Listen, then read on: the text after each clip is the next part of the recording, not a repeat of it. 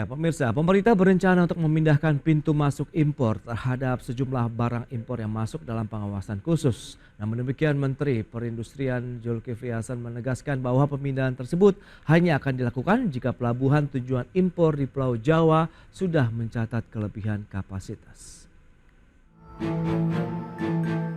Kementerian Perdagangan berupaya memaksimalkan pencegahan masuknya barang impor ilegal di sejumlah pelabuhan di Indonesia. Salah satunya dengan rencana pemindahan pintu masuk impor 7 komoditas. Adapun 7 komoditas yang dimaksud yakni tekstil, keramik, alas kaki, pakaian jadi, kosmetika, elektronika, serta pakaian jadi lainnya. Menteri Perdagangan Zulkifli Hasan mengatakan ketujuh komoditas impor tersebut telah masuk dalam daftar barang impor yang mendapat pengawasan khusus dari pemerintah. Tadi sudah sebutkan jenis-jenis barang yang diawasi, ya. Tekstil dan produk tekstil, pakaian jadi dan aksesoris, pakaian jadi, keramik, elektronik, alas kaki, kosmetik, barang tekstil sudah jadi lainnya. Jadi ada 7. Ya. Pelaksanaan tentu pengawasan berkala, pengawasan khusus, dan pengawasan terpadu. Meski demikian, Zulkifli menegaskan pemindahan pintu masuk tersebut hanya akan dilakukan jika pelabuhan tujuan impor di Pulau Jawa sudah mencatat kelebihan kapasitas. Rencana tersebut juga mendapat dukungan dari Kementerian Perindustrian. Menteri Perindustrian Agus Gumiwang menilai selain akan memudahkan pengawasan, pemindahan pintu masuk impor juga akan mendorong industri pelayaran nasional.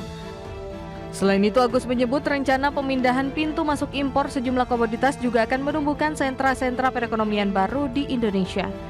Jakarta, Tim Liputan IDX Channel.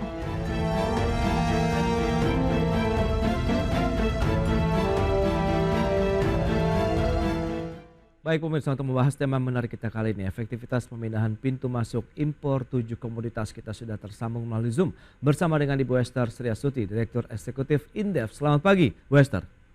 Pagi Mas Pras. Ya, salam sehat Bu. Alhamdulillah sehat. Baik, terima kasih atas waktu yang disempatkan dan sudah bergabung juga Bapak Budi Harjo Idiwansyah. Beliau adalah Ketua Umum Himpunan Peritel dan Penyewa Pusat Perbelanjaan Indonesia. Selamat pagi Pak Budi Harjo. Selamat pagi Mas. Baik, salam sehat Pak. Sehat selalu. Baik, terima kasih juga atas waktu yang disempatkan. Baik, kita langsung ke Indef terlebih dahulu nih. Bu Esther, bagaimana tadi rencana pemerintah tadi dari Mendak Pak Zulkifli Hasan sudah menyampaikan informasi begitu. Ada 7 komoditas barang masuk nih importasi begitu yang akan dipindahkan ke arah Indonesia Timur. Bagaimana analisis Anda? Iya, kalau menurut saya Ya. ini akan mengisolasi ya. Jadi pintu masuk impor ini hanya pada misalnya Sulawesi ya, yang saya dengar Sulawesi di Belitung dan Papua misalnya di Sorong dan satu lagi saya lupa.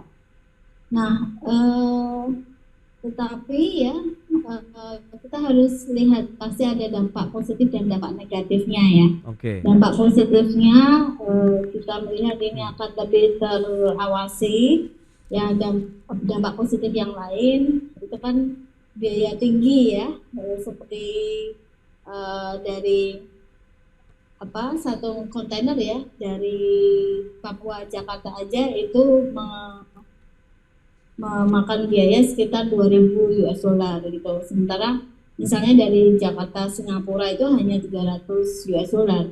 Nah, ini artinya biaya pengiriman yang tinggi ini akan berdampak pada harga produk impor tersebut ya, kalau mereka mau penetrasi ke Jawa. Nah, sehingga di sisi industri domestik dengan adanya biaya yang lebih mahal, maka sudah bisa dipastikan harga produk impornya itu juga akan lebih mahal.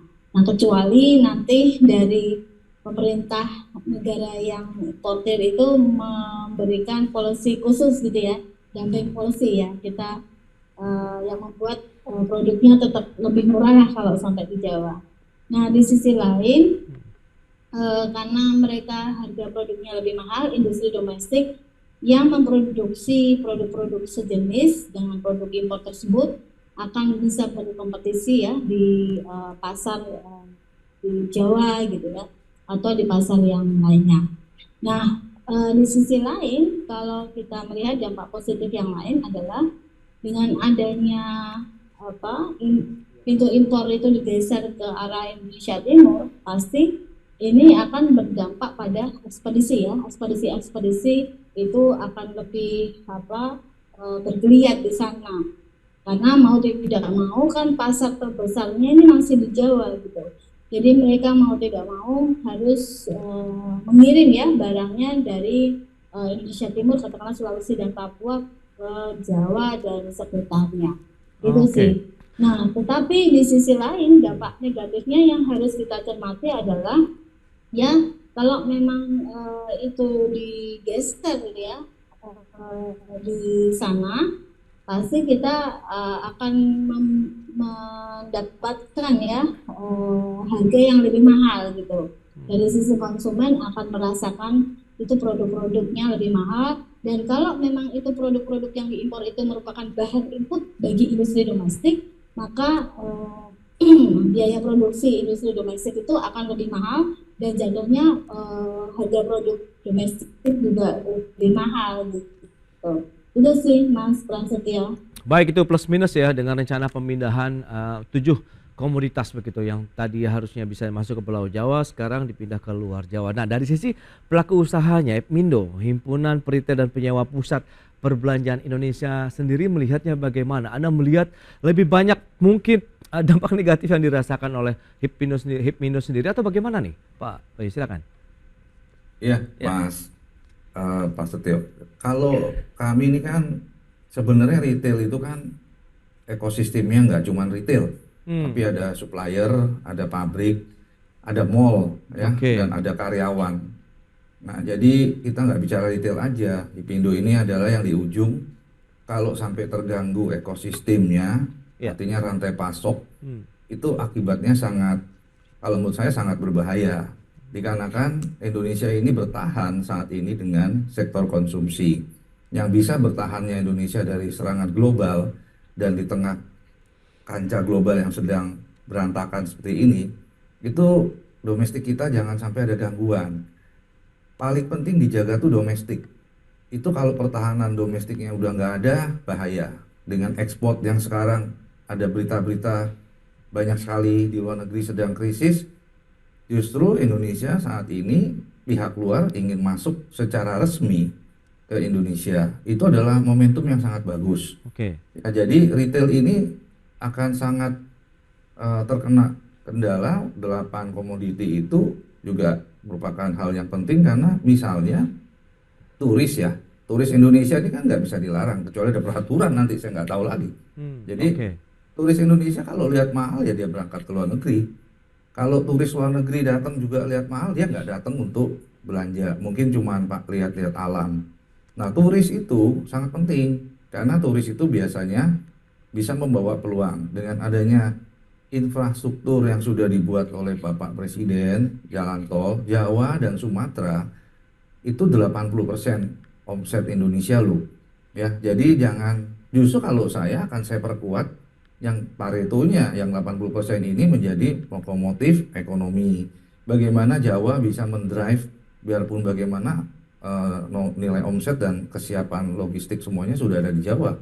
Bila memang ingin mencegah barang ilegal, misalnya untuk barang-barang yang nilainya sangat rendah, boleh ditaruh di sana dikarenakan kemungkinan ada dumping atau untuk mengawasi ilegalnya. Jadi kalau barang yang murah, yang memang mencurigakan, itu mungkin bisa diisolasi. Namun kalau barang-barang yang sudah berjalan dengan baik, PT-nya menyetorkan pajak, ya pajaknya banyak sekali dari PPN dan lain sebagainya. Justru yang harus dinaikin adalah omsetnya. Bagaimana omset itu naik, mendrive ekonomi Indonesia dari domestik, dan syukur-syukur bonusnya itu ekspor. Karena bagi saya mengamankan dalam negeri ini jauh lebih penting. Kalau ekspor saya setuju, kita dukung. Namun bila kondisinya juga biaya masuknya dan lain sebagainya nggak cuma diisolasi tadi pelabuhannya, biaya masuknya juga ada safeguard, ada apa, itu harus dipilih barang mana yang memang membahayakan UKM. Karena kalau UKM itu saya setuju dilindungi dan bahkan yang pemerintah harus memperbanyak industri IKM, bukan hanya UKM. Jadi bicaranya harus industri kecil menengah dan nanti bisa besar, itu yang harus diperkuat. untuk memenuhi pasokan-pasokan di toko-toko di Jawa, Sumatera dan seluruh Indonesia. Oke. Namun kami harapkan sekali lagi ini dapat ditinjau ulang. Terima Nah, kasih. lantas Pak Budi, Anda melihat bagaimana dari 7 barang impor yang akan dipindahkan pintu masuknya ke Indonesia begitu? Memang yang selama ini menjadi kebutuhan bagi pelaku industri retail sendiri dan pusat-pusat perbelanjaan yang bagaimana? Apakah masuk di dalam 7 komoditas tadi? Kan kita tahu ada tekstil, pakaian jadi, produk tekstil lainnya begitu. Ya, sebenarnya 7-7-nya penting ya. Misalnya kayak alas kaki ya. Ya. Jadi di dalam ekspor sendiri Indonesia alas kaki sangat bagus. Indonesia ekspor sepatu loh, naik terus. Itu bisa dicek katanya.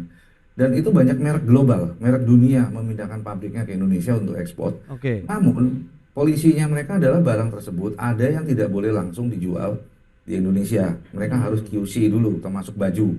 Ya, Oke. mereka harus bawa ke negara, ke gudang tertentu di luar negeri, lalu dikembalikan lagi ke Indonesia. Jadi ada juga seperti itu. Nah, itu kalau dikembalikan lagi ke Indonesia, dipindahin lagi ke sana, kan akhirnya barang tersebut yang diproduksi di Indonesia jualnya jadi lebih mahal. Padahal maksud mereka adalah untuk memastikan brand tersebut QC-nya bagus. Ya, jadi kalau mungkin kebijakan perusahaan masing-masing berbeda, multinational company. Nah, menurut saya untuk merek-merek tertentu yang sudah terkenal itu harus didukung untuk sebanyak mungkin investasi di Indonesia, bikin pabrik, sehingga Indonesia nanti mungkin dibicarakan dengan mereka, bisa nggak produk mereka yang sudah diproduksi di Indonesia itu dijual di Indonesia, Indonesia menjadi gudangnya merek-merek global dengan harga murah. Misalnya bikin kayak outlet gitu ya. Oke. Jadi orang luar negeri dan orang Indonesia nggak keluar negeri. Itu satu. Jadi namanya belanja di Indonesia aja itu program yang kami sedang mati-matian ini untuk menyelamatkan domestik. Ya, jadi pabrik-pabrik yang sudah banyak itu diperbanyak terus sehingga Indonesia menjadi sumber pasokan dunia, namun utamakan dalam negeri. Nah, jadi kalau tadi 7 komoditas tadi dipilih lah mana yang memang membahayakan UKM kita, memang ada dilakukan penyelidikan. Kalau ada dumping atau ada sesuatu hal itu pasti barang yang murah-murah. Kalau barang branded kan nggak mungkin dumping, malah dia jual mahal. Nah, barang branded ini wajah daripada bangsa kita. Kalau bangsa kita barang brandednya itu yang tidak mengganggu UKM, launching misalnya handphone terbaru di ASEAN tuh di Jakarta, launching teknologi baru itu kan harus dibikin supaya Indonesia ini didatengin orang. Nah, seperti konser musik, bagaimana kalau bisa kita jangan kalah sama negara ASEAN, kita konser musik global, penyanyi-penyanyi global tarik ke Indonesia. Efeknya sangat banyak buat ekonomi kita. Baik, baik. Lantas bagaimana Pak Budi, Anda melihat kondisi seperti ini? Kita akan nanti tanyakan kepada Indef begitu. Apakah kebijakan ini memang cukup mendasar atau tidak? Kita bahas nanti di segmen berikutnya ya. Kita akan jeda dulu sebentar Bu Esther dan juga Pak Budi. Dan pemirsa, kami akan segera kembali sesaat lagi.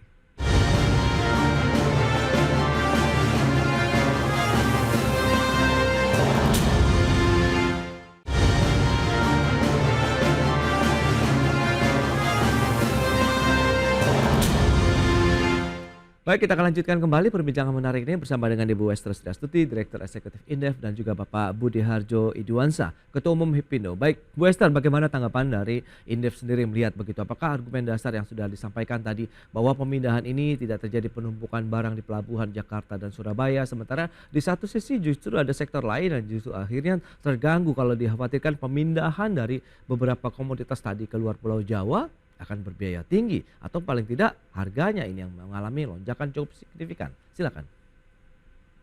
Iya, seperti yang tadi saya katakan Mas Pras di awal bahwa ini ada dampak negatifnya pasti ya.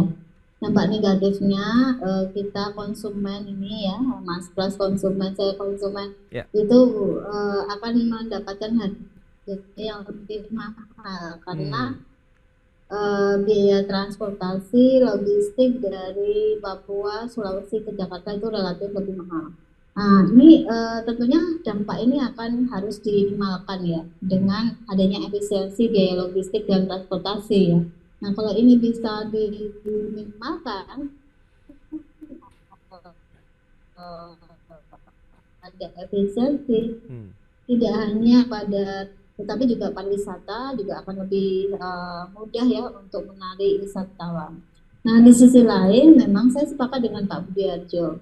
Artinya begini, Indonesia ini kan dominantly di kontribusinya itu untuk pertumbuhan ekonomi itu dari sektor konsumsi ya, terutama konsumsi rumah tangga. Yes. Nah, jika hal ini konsumsinya itu menurun ya karena adanya pelemahan daya beli, karena ada jumlah kelas menengah itu turun, kemudian di sisi lain harga produknya itu juga meningkat ya karena ada kebijakan ini, maka sudah dipastikan ya nanti pertumbuhan ekonominya juga akan menurun juga. Nah, kalau hal ini tidak mitigasi, maka saya rasa itu juga akan berdampak pada ekonomi yang lesu ya. Nah, akhirnya nanti akan terjadi PHK karena omsetnya perusahaan turun dan seterusnya. Ini yang harus dimitigasi sehingga ketika suatu kebijakan itu dikeluarkan, maka lebih baik memang dimitigasi ya. Kira-kira dampaknya seperti apa negatif, dan ini harus dikeluarkan fasilitas atau kebijakan yang lain yang membackup untuk meminimalkan dampak negatif tersebut gitu Mas Pras. Baik, Anda katakan produksi domestik bisa tertolong dengan adanya kebijakan ini karena tadi dengan harga yang tadi biasanya bersaing begitu dengan produk-produk impor yang memang murah begitu, kemudian dengan adanya pembinaan ini harganya lebih tinggi sehingga produk dalam negeri bisa lebih leluasa. Tapi menurut Anda apakah itu menjadi satu langkah yang cukup ideal saat ini begitu? Bisa memang di satu sisi bisa membantu bagaimana industri lainnya, tapi di satu sisi ternyata ada sektor lain juga yang terdampak. Apakah kita perlu mungkin verifikasi terkait dengan upaya-upaya menanggulangi importasi ilegal misalnya, kemudian barang-barang mana saja begitu yang mungkin perlu diidentifikasi ini ada dumping atau tidak misalnya, silakan. Ya, tentu Mas Pras. Jadi kalau menurut saya ini saya sepakat dengan Pak Budi Harjo ya, artinya ini tidak digebiah-uyah, tidak digeneralisir ya kalau orang Jawa bilang ya. Artinya apa? Ini harus dilihat lagi, dipetani lagi mana barang-barang yang memang dipindahkan ke sana. Jadi kalau kita bicara pakaian jadi misalnya, itu kan pakaian jadi yang mana nih gitu. Yes. Untuk bisa melihat itu ya, untuk bisa melarang secara spesifik barang mana yang sebaiknya dilarang, sebaiknya tidak, itu harus berdasarkan riset ya. Jadi tidak langsung digeneralisir karena itu dampaknya pasti akan berbeda. Nah, kemudian kalau kita lihat lagi industri domestik ini kan untuk bisa menopang ya pertumbuhan ekonomi, maka dia harus ada yang namanya penguatan gitu. Nah, jangan sampai dengan adanya pemindahan pintu impor ini yang nanti termasuk juga bahan input dari industri domestik, bukan malah mendorong kompetisi ya, tetapi malah mereka akan jadi produksinya lebih mahal, biaya produksinya lebih mahal karena barang inputnya itu dipindahkan ke pintu yang sana gitu. Ini seperti itu sih Mas. Nah, artinya saya sepakat dengan Pak Budi Harjo, kalau misalnya ada barang-barang brand yang kuat gitu, itu sebaiknya investasinya itu lebih didorong ya untuk di Indonesia, sehingga kalau kita bicara teori ekonomi lokasi ya, teori ekonomi regional, itu semakin mendekati pasar pabriknya, maka harusnya barangnya itu semakin murah. Nah, kita kan punya pasar yang cukup besar di Indonesia untuk barang-barang branded seperti itu. Jadi lebih baik kita tarik investor sebanyak-banyaknya untuk bisa mendorong ke arah sana. Itu sih Mas Pras. Nah, lantas Pak Budi Harjo, strategi apa yang sudah disiapkan para pelaku industri ataupun pengusaha retail sendiri begitu melihat kondisi seperti ini? Apakah memang benar-benar akan mengalami pembengkakan biaya yang cukup tinggi nantinya atau bagaimana? Dan bagaimana upaya-upaya untuk menjalin komunikasi dengan pemerintah misalnya? Iya Mas, jadi kalau Hipindo sih memang selama ini selalu mendukung pertama kebijakan pemerintah. Apapun kebijakan kami percaya untuk kepentingan bangsa kita.